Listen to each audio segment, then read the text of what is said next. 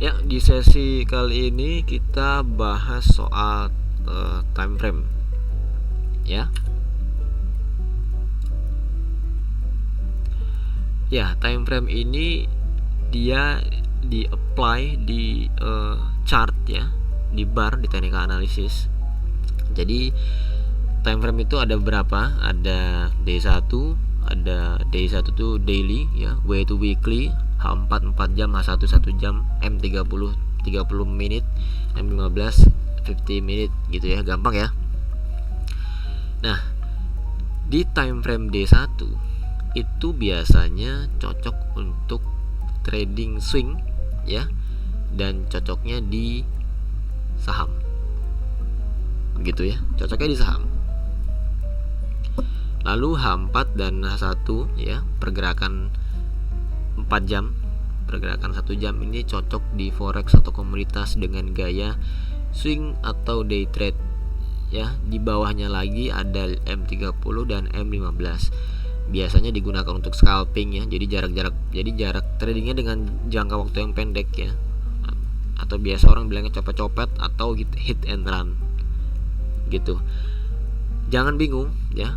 Time frame D1 itu berarti setiap ganti hari dia ganti bar.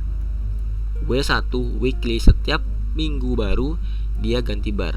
H4 4 jam, setelah 4 jam berlalu dia ganti bar. H1 setiap 1 jam dia ganti bar. Begitu ya. Begitu juga dengan M30. Setiap 30 menit sekali dia ganti bar. Begitu. Ya, saya akan menjelaskan yang teori Google Maps. Ya. Begini. Ketika kita buka Google Maps, di posisi Anda zoom out jauh sekali ya, Anda mundurkan Google Maps-nya, kita bisa melihat suatu negara, suatu pulau. Begitu ya. Nah, kalau Anda zoom in sampai masuk ke dalam ya, Anda bisa melihat Monas, Anda bisa lihat Bundaran HI, Anda bisa lihat Gedung Sate ya. Lalu kita mundurkan lagi sampai kelihatan pulau-pulaunya ya, sampai kita lihat suatu negara. Pertanyaannya adalah ketika kita zoom out itu sampai mundur sekali sampai kelihatan pulaunya, apakah Bundaran HI, apakah Gedung Sate itu nggak ada? Ada ya, cuman kan kita zoom terlalu jauh ya. Lalu kita dekatkan lagi ya, kita dekatkan lagi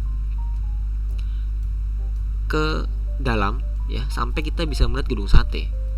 Ketika kita sudah bisa melihat Gedung Sate di maps itu, apakah Pulau Bali jadi nggak ada? Ada. Semoga paham ya. Zoom out sampai kelihatan pulaunya itu adalah weekly, ibaratnya kita zoom in sampai kita kelihatan sebuah kota itu D1 daily. Kita zoom in lagi sampai kita bisa melihat perumahan itu adalah H4. Kita zoom in sekali sampai kita bisa melihat aspal itu adalah M30. Semoga bisa dipahami ya teorinya, karena orang bingung gitu ya. Ini saya trading tuh time frame berapa gitu kan? Bingung. Ini tuh trading time frame berapa? Ada yang gini. Kalau misalkan D1 bullish, H4-nya bullish, H1-nya bullish, berarti bullish ya, karena semuanya bilang bullish. Kalau misalkan D1-nya bullish, H4-nya bearish, H1-nya bearish, berarti bearish ya, betting gitu kan ya. Gini, Anda ketika menganalisa sebuah chart itu Anda harus lihat pergerakan harga di time frame yang besar ya. Saya pribadi kalau misalkan saham saya lihat di daily ya. Kalau futures, forex, komoditas saya lihatnya di H4 gitu ya. Saya lihatnya di H4. H4-nya bilang apa ya, lalu saya turunkan time frame-nya. walaupun gaya trading saya nggak gitu sih ya. Itu kan itu by book ya, teorinya seperti itu. Kalau saya sih nggak sih.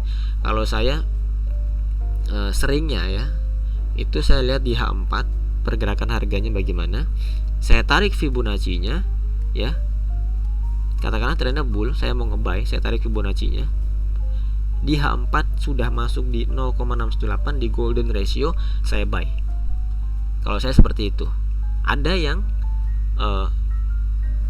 H4 trennya bull, kita plotting support resistennya, dan ketika harga sudah masuk ke support, dia turunkan time frame ke M30, M15 untuk lebih detail. Ada yang gitu ya, namanya multiple time frame, agar lebih presisi ya.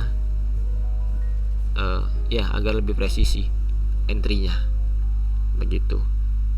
Oke. Time frame sudah selesai pembahasannya. Kita lanjut ke pembahasan berikutnya.